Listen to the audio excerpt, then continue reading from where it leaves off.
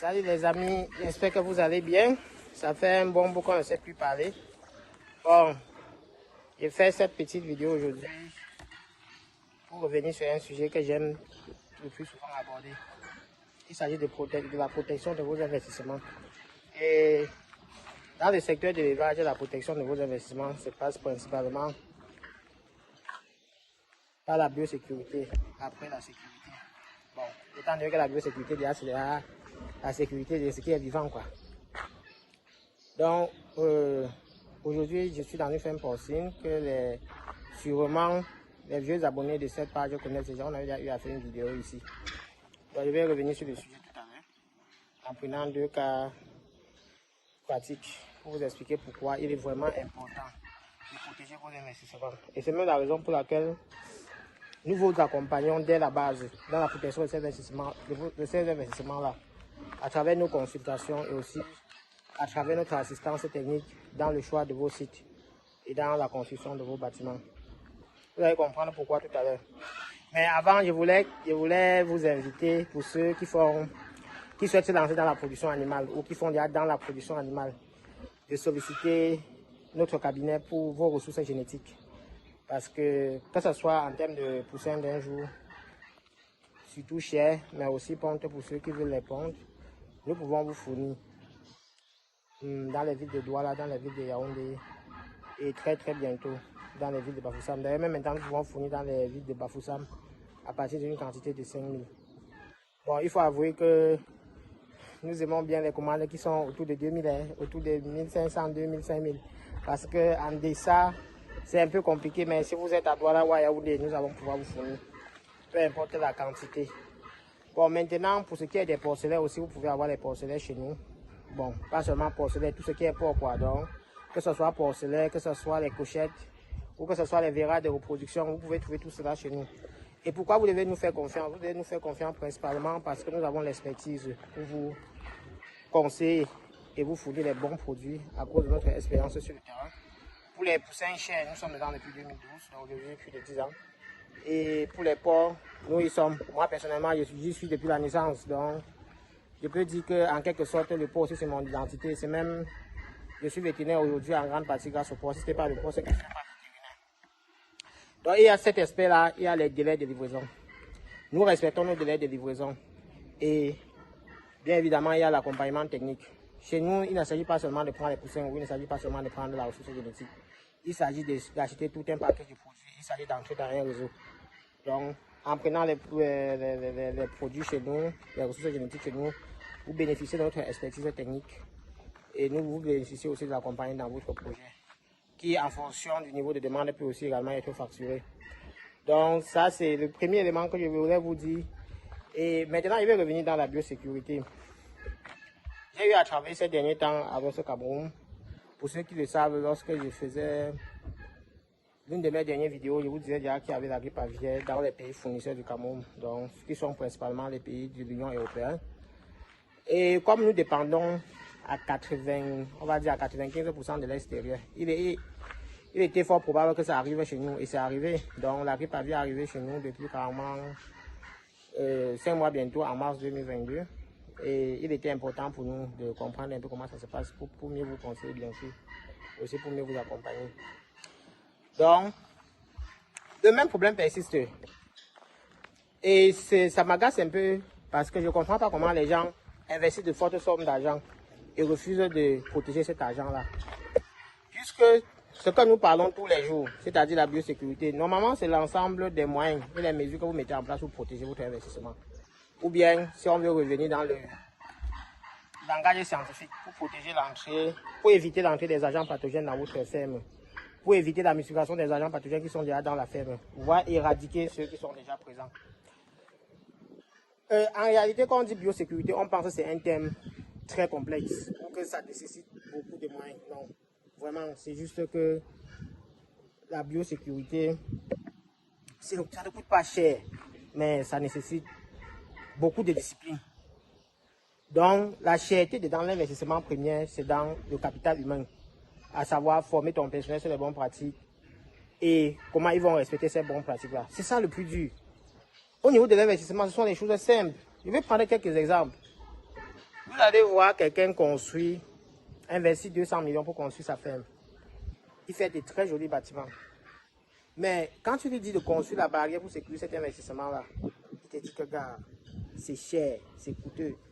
Moi, je me demande un investissement de 200 millions. La barrière, si coûte trop cher pour sécuriser cet investissement-là, ça serait autour de 30 millions. Bon, ça fait à peu près, on va dire, 12%. Tu préfères pour un effort supplémentaire de 12%. Tu prends le risque de tout recommencer à zéro après. Parce que si nous partons dans le même sens, dans le même ordre d'idée, lorsque tu as fait un investissement de 200 millions par exemple pour construire des bâtiments, ton fonds de roulement, il est fort probable qu'il ne soit pas inférieur à 1 milliard. Et quand on dit fonds de roulement, ça veut dire que tout ce qui entre dans ton exploitation, les poussins, les porcelains, les aliments, en fait tout ce qui tourne. Et ce que les gens ignorent, quand la maladie arrive, ça balaye tout ça. Ça veut dire que tu vas perdre tout son fonds de roulement là. Tu vas devoir recommencer à zéro.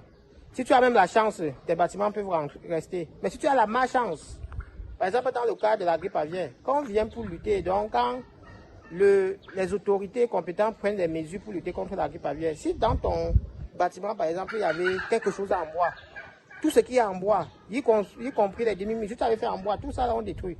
Tout ce qui est en bois on détruit parce qu'on suppose que le bois n'est pas facilement désinfectable. Et quand le bois n'est pas désinfectable, si on ne le détruit pas, il va garder le virus. Et il y a de fortes chances que ce virus réapparaît. Donc tu vois que pour 30 millions, tu préfères risquer 500 à 1 milliard. Après maintenant, quand ça arrive, soit tu vas parler de la malchance, soit tu vas parler du mauvais accompagnement des pouvoirs publics, soit tu vas parler de la sorcellerie. Or, le premier responsable de ton investissement, c'est toi. Quand tu investissais là, tu n'as pas investi avec quelqu'un. Tu n'as pas investi avec quelqu'un. Donc, normalement, tu dois tout faire. Tu dois tout mettre en œuvre pour protéger ton investissement. C'est important. Et c'est la raison pour laquelle on répète cela chaque jour. Donc, la barrière, c'est la chose la plus chère. Après, il y a la biosécurité, il y a les vestiaires. Les vestiaires, c'est un gros mot. Ce n'est pas les vestiaires du stade de football. Mais ça joue à peu près le même rôle que les vestiaires du stade de football. Ça veut dire que quand tu viens, la tenue que tu es venu avec, tu laisses de côté pour entrer dans les vestiaires, te laver et porter la tenue dédiée au travail. Ça fait que la personne qui est venue avec tous ces problèmes-là, tous ces microbes qu'il est venu avec là, il laisse ça de côté. Il vient maintenant, quand il porte l'habit de la ferme, au pire des cas, ce sont les microbes de la ferme qu'il va porter. Vous voyez, non? Donc, il porte les microbes dont les animaux sont déjà habitués. Mais quand une ferme est bien tenue, au niveau du vestiaire, tout est nettoyé, tout est désinfecté. Ça veut dire que quand il vient même là, l'habit là est clean, même les microbes de la ferme, on a déjà tout débarrassé. Ça ne coûte pas cher. Souvent, c'est un local. Souvent, c'est à l'entrée de la ferme, c'est un local. Si c'est une grande exploitation, c'est juste une ceinture composée des toilettes et des zones des toilettes et des baignoires à l'entrée de la ferme là. Donc une place où on peut se laver quoi. Et s'échanger, tout simplement. Mais ça non. Vous voyez que c'est cher, que c'est coûteux. C'est trop cher. Alors que c'est pour votre bien. Quand vous ramenez proportionnellement au coût total d'investissement, ce n'est pas significatif. C'est insignifiant par rapport à ce que vous avez investi. Non, vous préférez laisser ça et prendre le risque de tout mettre en péril parce que vous êtes en train d'économiser 10% de votre investissement. Après les vestiaires maintenant, il y a la pédulive. Vraiment, la pédulive est terre à terre. C'est un petit truc qu'on fait où on trempe les pieds avant d'entrer dans la ferme. Même faire ça là dépasse les éleveurs. Si tu ne veux pas construire, achète des seaux, on va tremper les pieds dedans et entrer. Personne ne veut faire ça. Personne ne veut faire ça. Après, pour les grandes fermes où il y a la barrière et tout ça, il y a la rotulive, c'est-à-dire là où c'est plutôt la voiture qui trempe ses pieds. Maintenant, certains partent jusqu'à mettre les pulvérisateurs à l'entrée pour renforcer ces mesures-ci là. Pour ceux qui n'ont pas les moyens de faire tout ce qu'on dit ici là. Et attendre que ça prend même pas, ça ne coûte même pas cher. Je pense que c'est un problème de volonté. Le plus dur souvent n'est pas de faire tout ce qu'on vient de dire ici là. C'est plutôt de pousser les gens à les utiliser. Et pour pousser les gens à les utiliser, il faut les expliquer le bien-être. Il faut qu'ils comprennent que s'ils ne les utilisent pas, il y a de fortes chances qu'ils perdent leur emploi demain. il faut mettre sur pied les mesures d'encadrement pour vérifier qu'ils utilisent. Et quand quelqu'un n'utilise pas, on le sanctionne comme il se doit. Parce que ce n'est pas un jeu, c'est la protection de l'investissement. Et l'investissement, là, quand vous avez fini de faire, ce n'est pas seulement pour vous. C'est et pour vous, et pour le gouvernement, et pour vos employés, et pour la société où vous vous trouvez de façon globale. Ça veut dire que quand une ferme tombe là, s'il y avait 10 employés là-bas, ça fait 10 familles qu'on vient de mettre en chômage. Et l'assiette fiscale de l'État vient aussi de diminuer. Mais avant cela, avant qu'on arrive à ce niveau-ci là, il y a un élément que j'aime bien venir là-dessus. Le choix du site est primordial dans le respect des mesures de biosécurité. Parce que, figure-toi que si c'est à la gare marchandise que tu as conçu ta ferme, ça veut dire que là où le train passe là, tu as conçu ta ferme, tu as fait tout ce qu'on vient de dire ici là. La seule chose que tu ne contrôles pas, c'est le vent. Sauf si, bien sûr, tu as fait des bâtiments fermés où tu contrôles tous les paramètres. Quand tu vas te placer à côté de la gare marchandise là, la gare marchandise, c'est un voie de transport très utilisé. Bon, la voie ferroviaire, si je peux le dire ainsi. C'est un voie de transport très utilisé pour le transport des marchandises. Et quand on dit transport des marchandises, ça englobe tout. Que ce soit marchandises commerciales, que ce soit les intrants qu'on va commercialiser dans la production animale, que ce soit le transport des animaux qui peuvent être malades ou sains. Donc, tu comprends que sur tout ce qu'on transporte là, s'il y a quelque chose qui est contaminé, un microbe qui est susceptible d'attaquer ta ferme, et que tu pars construire ta ferme à côté de la gare ou à côté du chemin de fer, tu mets tout la barrière et tout ça. Quand le train passera, le vent va prendre une partie du microbe à venir mettre dans ta ferme. Tu vas dire que tu ne sais pas pourquoi, avec toutes les mesures que tout comme a dit que tu mets en place, tu as mis et tu es toujours attaqué. Avant de mettre ces mesures en place, choisis bien ton site. Et nous sommes là pour t'accompagner là-dessus. Viens prendre une consultation, on discute. Ça ne coûte même pas cher, c'est seulement 50 €. Tu attends que ça passe à 100 € pour prendre ta consultation. D'ailleurs, même quand on fait discuter, si tu n'as pas le cœur, tu ne vas même plus continuer. Parce qu'on te dit la vérité. Vous allez voir que sur cette chaîne, on ne dit jamais comment gagner 100 millions en 6 mois dans tel élevage. Parce que ça ne sert à rien. On peut gagner l'argent partout. On peut gagner l'argent partout. Ce n'est pas en disant qu'en gagnant 100 millions en 6 mois que ça va faire quelque chose. Nous, on te dit la vérité, on te présente la filière comme elle est, réellement comme elle est. Et tu fais le choix, soit de prendre le risque de continuer, soit d'arrêter. Parce que c'est ton droit de connaître cela avant de te lancer dans la filière. Et c'est la raison pour laquelle on parle sans tabou. Donc viens, on t'aide à choisir ton site. Ça va t'aider de tomber, ça va t'éviter de tomber dans les pièges et de bousiller tes économies pour rien. Alors les amis, moi je vous laisse, ça faisait longtemps qu'on avait pu échanger.